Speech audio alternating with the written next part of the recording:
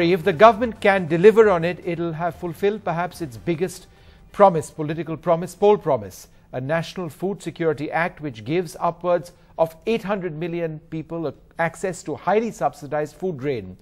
Critics have said that it'll be impossible to achieve, but now the Parliament Standing Committee, which looked closely at the divergent views, has finalized its recommendations. But implementing this program successfully will be the real challenge.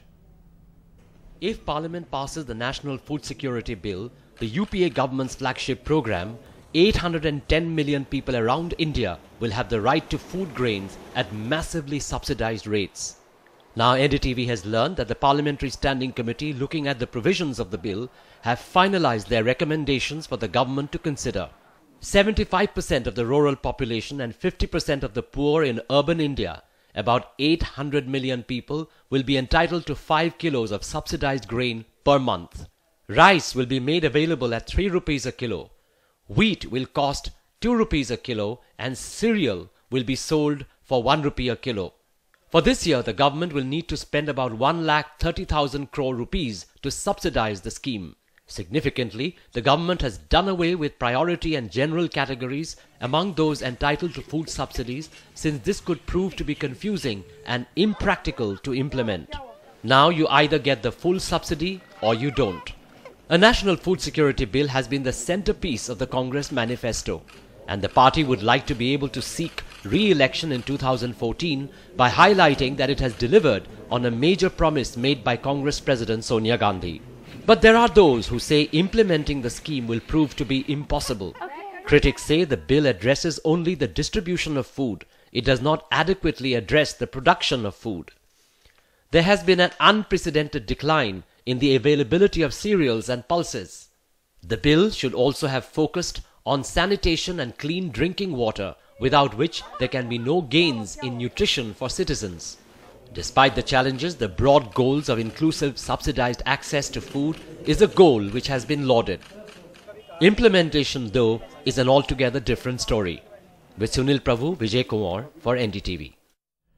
So can the government's ambitious bill remove hunger? Joining us, Dr. Abhishek Manu Singhvi, Rajya Sabha MP, spokesperson of the Congress Party, Smita Gupta with the All India Democratic Women's Association, and Biraj Patnaik, Principal Advisor to the Supreme Court Commissioners on the Right to Food. Thank you all very much for joining us. Dr. Singhvi, one of the proposals made by the Standing Committee is to reduce the allotment of subsidized food grain to needy people from 7 kilos to 5 kilos. A lot of people felt that even 7 kilos to begin with was not necessarily enough, but 5 kilos, a lot of critics would say, is far short of what should be a target even in the initial stage. Vishnu, without taking much time, let me make 2 points. One, the more general macro point, which is important, by stepping back. Yes. And the second is the specific question you asked. The macro point is this: whenever a new thing is done, there are bound to be lots of teething problems, lots of matters of detail. There are also going to be doubting Thomases. There are also going to be issues that while this is good, it should have additional things. All such things will settle down. You cannot detract from the revolutionary, mind-changing, aspect-changing and game-changing approach which is underlying the bill, and that's the real point we wish to make.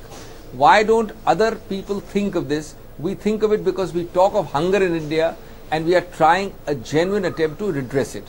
And it's bound to have problems, it's bound not to be perfect, but that's not a detracting, disadvantageous point.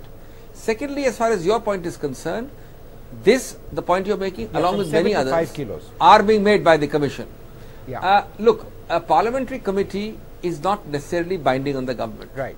But the parliamentary committee's recommendations are entitled to great weight, dignity, and will be looked at very carefully.